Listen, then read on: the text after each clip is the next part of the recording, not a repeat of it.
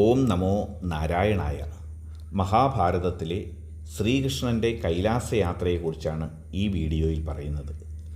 ഒരിക്കൽ രുക്മിണി ശ്രീകൃഷ്ണനോട് പറഞ്ഞു, എനിക്കൊരു ആഗ്രഹമുണ്ട്.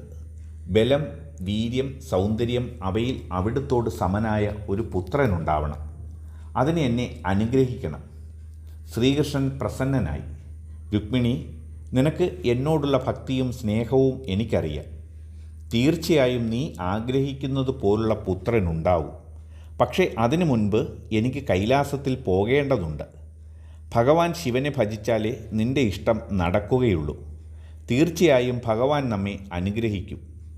അടുത്ത പ്രഭാതത്തിൽ ശ്രീകൃഷ്ണൻ കൈലാസത്തിൽ പോകുവാൻ തയ്യാറായി. ദാനകർമ്മങ്ങളും പൂജാകർമ്മങ്ങളും നിർവഹിച്ചു. എന്നിട്ട് യാദവന്മാരിൽ പ്രധാനികളെ വരുത്തി അവരോട് പറഞ്ഞു, ഞാൻ കൈലാസത്തിൽ പോവുകയാണ്. തിരികെ വരുന്നതുവരെ നിങ്ങൾ കരുതിയിരിക്കണം. എൻ്റെ ആത്മശത്രുവാണല്ലോ പൗണ്ഡ്രകൻ. ഞാനിവിടെ ഇല്ലെന്ന് പൗണ്ഡ്രകൻ അറിഞ്ഞാൽ അവൻ തീർച്ചയായും ദ്വാരകയെ ആക്രമിക്കും. നമ്മുടെ ഭടന്മാർ തയ്യാറായി നിൽക്കണം. കോട്ടവാതിലുകൾ ഭദ്രമായി അടച്ചിടണം. ഒരു ഗോപുരത്തിൽ കൂടെ മാത്രമേ ആളുകൾ വരാനും പോകാനും പാടുള്ളൂ. മുദ്ര കാണിച്ചാലേ അവരെ കാവൽ ഭടന്മാർ അകത്ത് കടത്താവൂ. സാത്യകിക്ക് പ്രത്യേകം ചില നിർദ്ദേശങ്ങൾ ശ്രീകൃഷ്ണൻ നൽകി. സ്നേഹിത, നിങ്ങൾ ദ്വാരക സംരക്ഷിച്ചു തന്നെ നിൽക്കണം. എപ്പോഴും ജാഗ്രത വേണം. രാവും പകലും അതിന് ഇളവ് വരുത്തരുത്. സാത്യകി പറഞ്ഞു, ഭഗവാനെ, ഞാൻ അവിടുത്തെ ആജ്ഞ അനുസരിച്ചു കൊള്ളാം. അങ്ങയുടെ അനുഗ്രഹം കൊണ്ട് എനിക്ക് എന്തും സാധ്യമാകുമല്ലോ. ഇന്ദ്രനും യമനും വരുണനും എനിക്ക് സാരമില്ല. പിന്നെയാണ് ഈ പൗണ്ഡ്രകൻ. ശ്രീകൃഷ്ണൻ ഉദ്ധവർക്ക് ഒരു ചുമതല കൊടുത്തു. ഉദ്ധവരെ, അങ്ങയെപ്പോലെ ഒരു വിദ്വാനോ ഭക്തനോ വേറെയില്ല. ദ്വാരക കാക്കുന്ന ചുമതല ഞാൻ അങ്ങയ്ക്ക് കൂടെ തരുകയാണ്. എന്തൊക്കെ ചെയ്യണമെന്ന് അങ്ങയ്ക്ക് നല്ലതുപോലെ അറിയാം. അതിനാൽ ഞാൻ ഒന്നും പറയുന്നില്ല. ശ്രീകൃഷ്ണ ഭക്തരിൽ മുമ്പനായ ഉദ്ധവർ പറഞ്ഞു, ഭഗവാനെ, അവിടുന്ന് എന്നിൽ പ്രസാദിക്കുന്നു എന്ന് എനിക്കറിയാം. അതുതന്നെയാണ് എൻ്റെ ഭാഗ്യവും. കഴിവ് പോലെ ഞാൻ പ്രവർത്തിച്ചു കൊള്ളാം. ശ്രീകൃഷ്ണൻ ബലരാമനോട് പറഞ്ഞു, ജ്യേഷ്ഠനുള്ളപ്പോൾ ആർക്കും ഭയത്തിന് അവകാശമില്ല. എങ്കിലും ജ്യേഷ്ഠൻ ജാഗ്രതയായി ഇരിക്കണം. ബലരാമൻ അപ്രകാരം ചെയ്യാമെന്നേറ്റു. അതിനുശേഷം ശ്രീകൃഷ്ണൻ ഗരുഡനെ സ്മരിച്ചു. തത്ക്ഷണം ഗരുഡൻ വന്നെത്തി. ശ്രീകൃഷ്ണൻ ഗരുഡൻ്റെ പുറത്ത് കയറി. ഗരുഡൻ ഭഗവാനെയും വഹിച്ചുകൊണ്ട് നോക്കി നിന്ന യാദവരുടെ കണ്ണിൽ നിന്ന് പറന്നകന്നു. ശ്രീകൃഷ്ണൻ ബദരിയിലെ ആശ്രമത്തിൽ ചെന്നിറങ്ങി. അപ്പോൾ സമയം സന്ധ്യ ആയിരിക്കുന്നു. മഹർഷിമാർ പലരും ആശ്രമത്തിൽ സന്നിഹിതരാണ്. അവിടെ അഗ്നിഹോത്രം നടക്കുന്നുണ്ട്. മഹർഷിമാർ ശ്രീകൃഷ്ണനെ നമസ്കരിച്ച് വാഴ്ത്തി.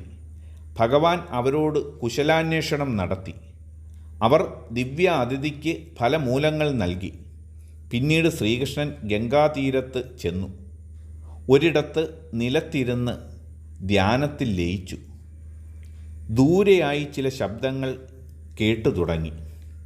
കാട്ടുമൃഗങ്ങൾ പായുന്നു എന്ന് സ്പഷ്ടം. പുറകെ ഓടുന്ന വേട്ടപ്പട്ടികൾ കുരയ്ക്കുന്നു. ഇടയ്ക്കിടയ്ക്ക് വിഷ്ണുനാമങ്ങളും കേൾക്കാം. എല്ലാ ശബ്ദങ്ങളും കൂടിക്കലർന്ന പ്രത്യേകമായ ഒരുതരം ശബ്ദം. അത് ക്രമേണ ഉച്ചത്തിലായിക്കൊണ്ടിരിക്കുന്നു. ശ്രീകൃഷ്ണൻ്റെ അടുത്തേക്ക് വന്നുകൊണ്ടിരിക്കുന്നു എന്നർത്ഥം. ആ ശബ്ദം ഭഗവാന്റെ ധ്യാനത്തെ വിഘ്നപ്പെടുത്തി. അധികം താമസിച്ചില്ല. പായുന്ന കാട്ടുമൃഗങ്ങൾ അടുത്തെത്തി. അവയുടെ പുറകിലായി വേട്ടപ്പട്ടികളും. ശ്രീകൃഷ്ണൻ അങ്ങോട്ട് നോക്കി. കുറേ പന്തങ്ങൾ കത്തിയെരിയുന്നു.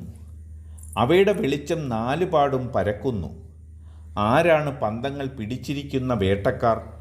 ഭയങ്കരന്മാരായ പിശാചുക്കൾ. മാംസം തിന്നും ചോര കുടിച്ചും അട്ടഹസിക്കുകയാണവർ. അതേസമയം തന്നെ വിഷ്ണുനാമങ്ങളും അവർ ഉരുവിടുന്നുണ്ട്. എന്തൊരു പൊരുത്തമില്ലായ്മയാണ്! ഒരു പിശാചിനെ ശ്രീകൃഷ്ണൻ പ്രത്യേകം ശ്രദ്ധിച്ചു. അവൻ പിശാചുക്കളുടെ നായകനാണ്. വളരെയധികം പൊക്കവും വണ്ണവും അവനുണ്ട്.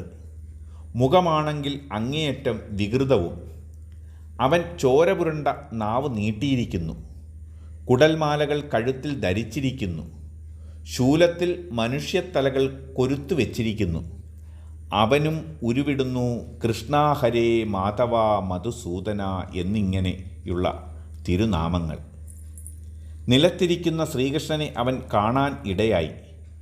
ഏതോ ഒരു മനുഷ്യനെന്നേ അവൻ കരുതിയുള്ളൂ.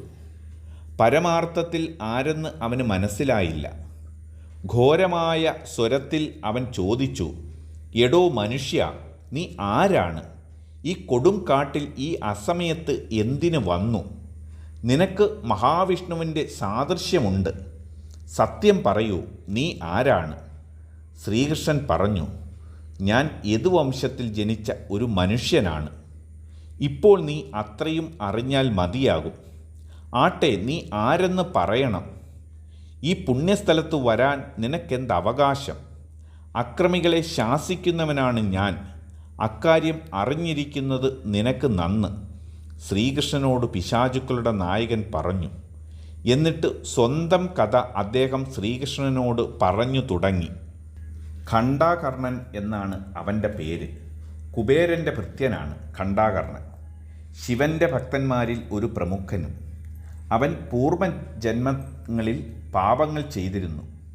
ഫലമായി ഈ ജന്മത്തിൽ പിശാചുമായി. ആദ്യകാലത്ത് മഹാവിഷ്ണുവിനോട് വിരോധമായിരുന്നു.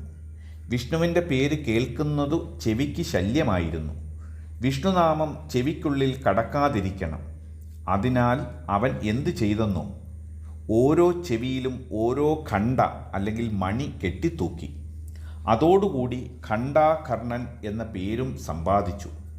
എന്നാലും അവൻ ശിവഭക്തിയുള്ള പിശാചായി. കറയില്ലാത്ത ഒന്നായിരുന്നു ഖണ്ഡാകർണൻ്റെ ശിവഭക്തി. ഒരിക്കൽ അവൻ കൈലാസത്ത് ചെന്ന് ശിവനെ വന്ദിച്ചു. ശിവൻ അരുളി ചെയ്തു, ഖണ്ഡാകർണ, നിനക്ക്